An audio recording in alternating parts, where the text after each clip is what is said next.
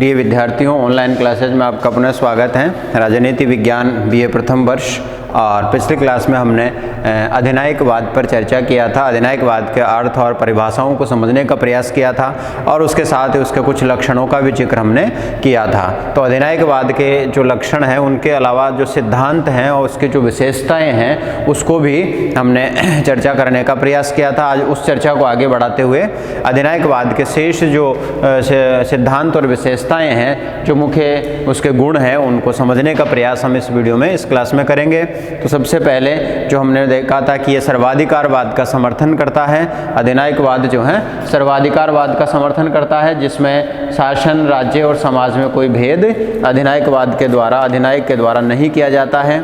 और ये राज्य के सावयव सिद्धांत में विश्वास करता है।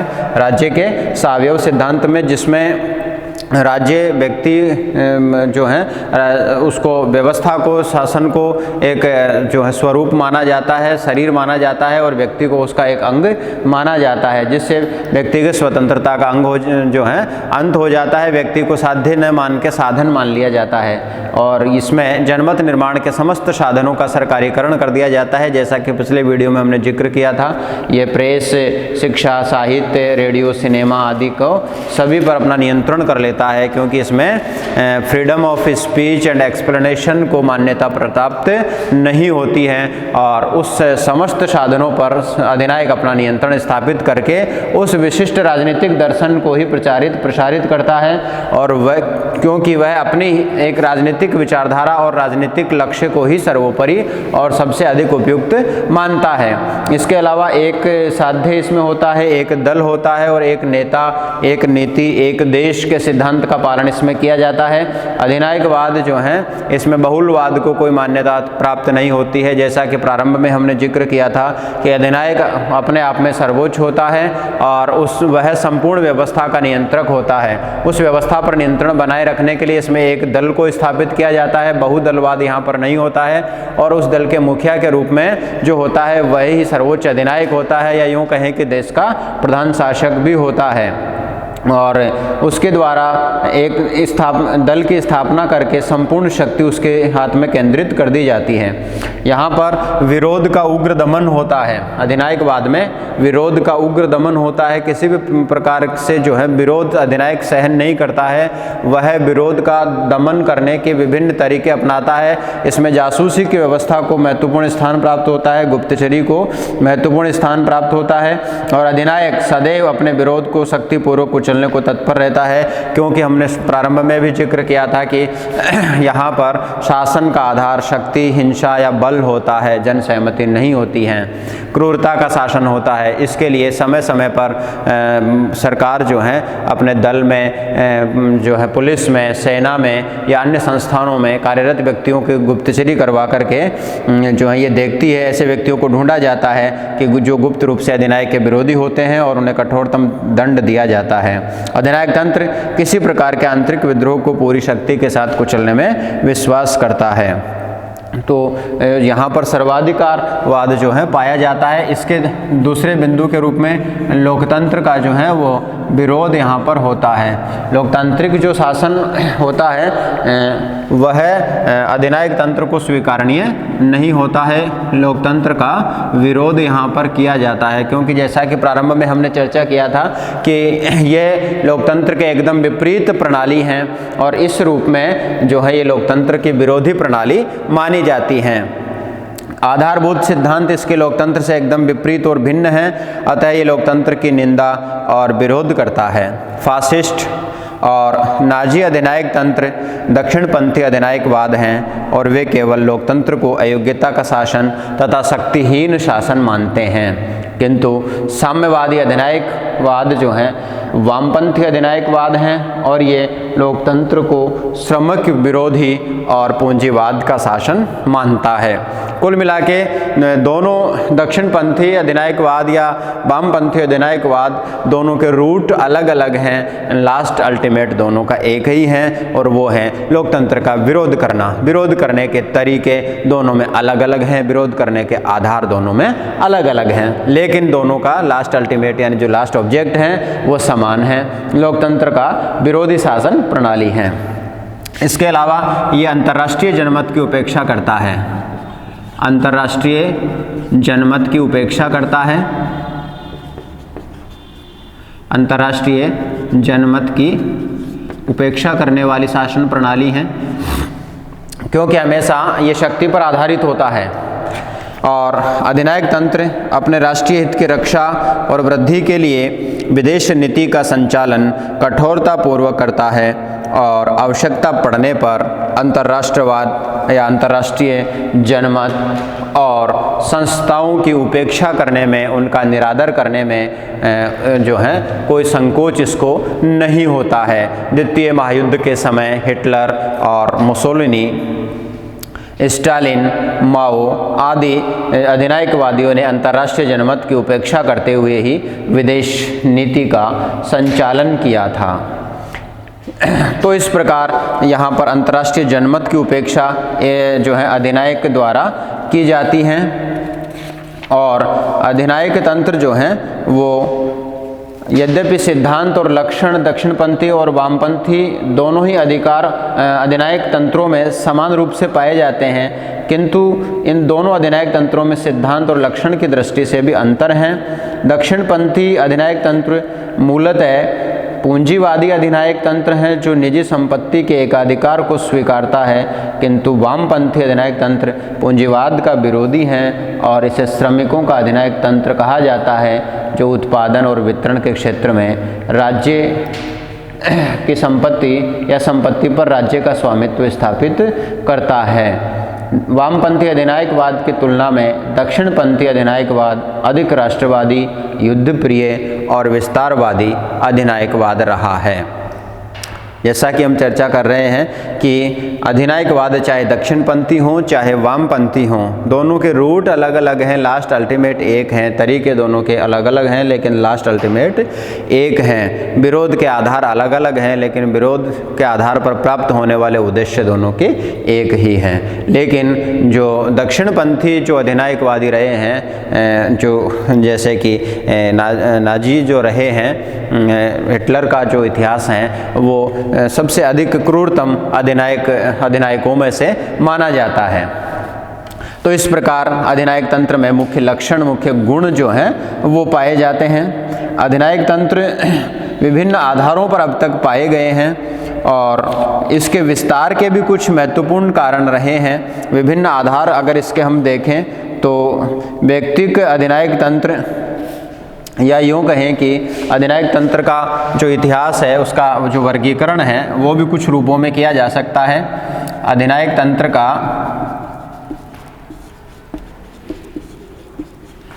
तंत्र का इतिहास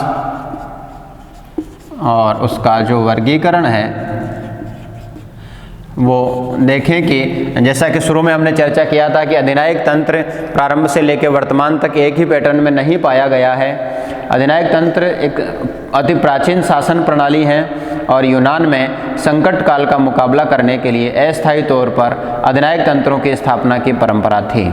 इसी प्रकार की व्यवस्था प्राचीन रोम गणराज्य में भी देखी गई थी, किंतु आगे चलकर शासकों ने परिस्थितियों का अनुचित लाभ उठाकर अधिनायक तंत्रों को स्थायी रूप देना प्रारंभ कर दिया।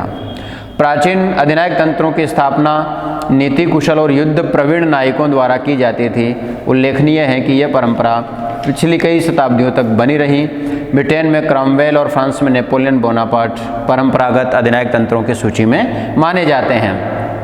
लेकिन पिछली शताब्दी में अधिनायक तंत्र ने नया रूप धारण किया। प्रथम विश्व युद्ध के बाद यूरोप के अनेक राज्यों में दलीय अधिनायक तंत्र की स्थापना हुई।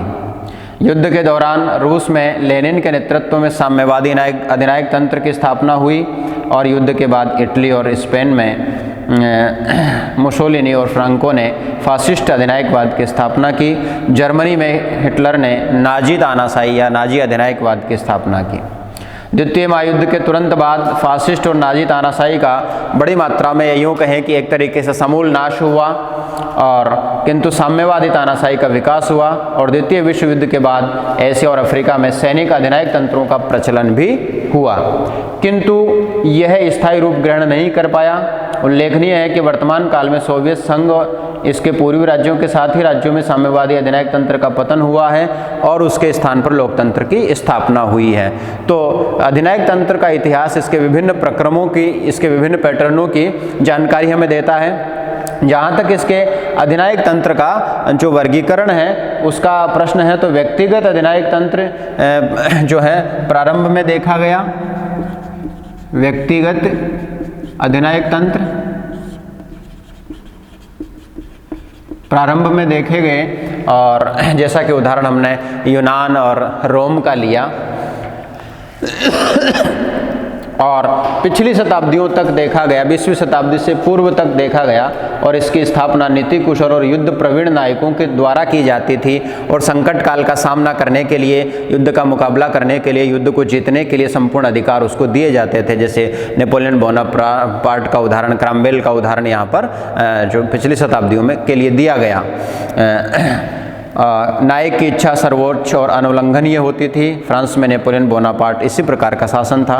इसके अलावा दलीय अधिनायक तंत्र की स्थापना प्रारंभ हुई, दलीय अधिनायक तंत्र की स्थापना, और इसमें मुख्य रूप से जो है अधिनायक जो बने वो वामपंथी अधिनायकवाद जो है मुख्य रूप से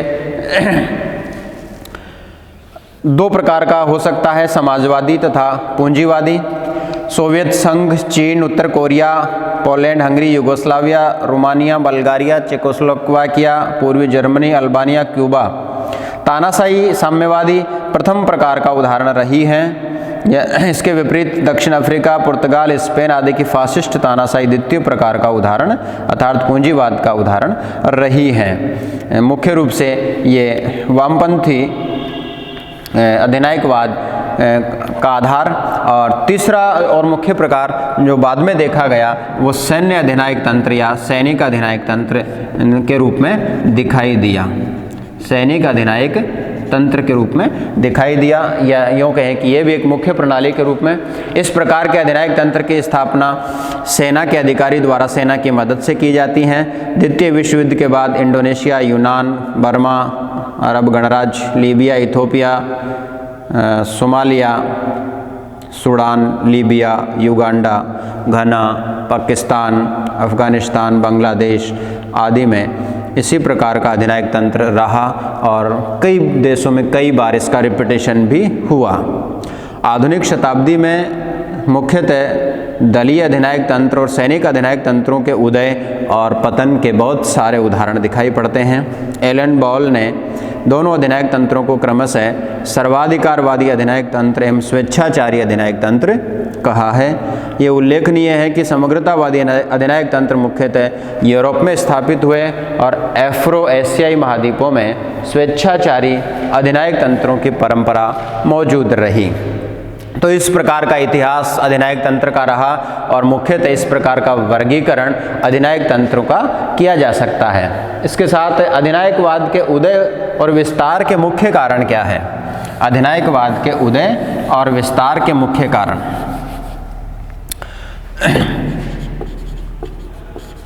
उदय एवं विस्तार के मुख्य कारण, उदय एवं विस्तार के मुख्य कारण। अधिनायकवाद के उदय और विस्तार के मुख्य कारणों को हम यहाँ पर जानने का प्रयास करेंगे। तो सबसे जो मुख्य कारण है वो ये है कि शासन, जब राष्ट्रीय जनमानस में असंतोष फैलता है, शासन में भ्रष्टाचार जब फैलता है, तो जो है अधिनायकों की स्थापना आसानी से हो जाती है, अधिनायक तंत्रों की स्थापना आसानी से हो जाती है। शासन में भ्रष्टाचार एक बहुत बड़ा कारण है जो जन असंतोष फैलाता है, क्रांति और अधिनायक तंत्र की स्थापना की पृष्ठभूमि तैयार करता है। रूस और चीन में व्याप्त भ्रष्ट शासन ने साम्यवादी अधिनायक तंत्र की स्थापना में बहुत बड़ा योगदान दिया था। राजनीतिक और आर्थिक दुरावस्था, राजनीतिक और आर्थिक संकट, राजनीतिक एवं आर्थिक संकट या दुरावस्था जो है इसके लिए जिम्मेदार हैं।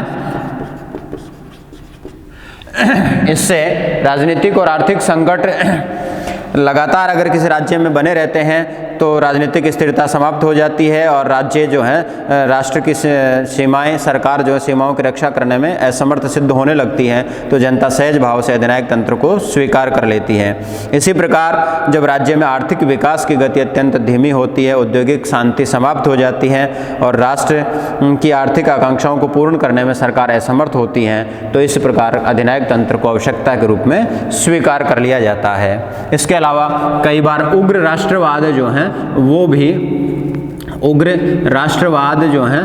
भी अधिनायक तंत्र को जन्म देने का मुख्य कारण बन जाता है। उग्र राष्ट्रवाद भी अधिनायक तंत्र की स्थापना में सहायक होता है। जब किसी राज्य का अतीत इतना शानदार होता है कि आम आदमी उस पर अभिमान करता है, किंतु वर्तमान इतना कष्टकारी होता है कि राष्ट्रीय जनता शर्म महसूस करती है, तो प्राय उग्र राष्ट्रवाद का जन्म होता है और ये उग्र राष्ट्रवाद विश्व की एक बड़ी शक्ति बनने की प्रेरणा देता है और प्राय साम्राज्यवाद का भी प्रेरक होता है। एक और कारण प्रजातंत्र की विफलता भी इसमें माना जाता है। प्रजातंत्र की विफलता, जब प्रजातंत्र लोकतंत्र जो है अपने वास्तविक उद्देश्यों से भटक जाता है, जन आकांक्षाओं की पूर्ति नहीं कर पाता है या अपने वास्तविक उद्देश्यों से भटक जाता है, स्वतंत्रता और समानता की रक्षा करने में असमर्थ हो जाता है, तो राष्ट्रीय अशांति को जन्म मिलता है, जो फलतः जो है इसका प्रजातंत्र का पतन और अधिनायकवाद की एक पृष्ठभूमि तैयार करती है। तो इस प्रकार के कारणों से जो है अधिनायक तंत्र पनपता है और अधिनायक तंत्र का उदय होता है और उसका विस्तार भी होता है। इसके अलावा कुछ सामान्य और विशिष्ट कारण भी होते हैं, जो तात्कालिक कारण होते हैं और तात्कालिक कारणों से भी जो है ऐसे अधिनायक तंत्रों की स्थापना होती है, जैसा कि प्रथम विश्व युद्ध के बाद या उसके समय और दूसरे विश्व युद्ध के समय जो है अधिनायक तंत्रों की स्थापना तात्कालिक कारणों में, विशिष्ट कारणों में गिनी जाती है। इस प्रकार अधिनायक तंत्र का उदय और विस्तार होता है। नेक्स्ट क्लास में, नेक्स्ट वीडियो में हम इसके गुण दोषों पर चर्चा करेंगे। धन्यवाद।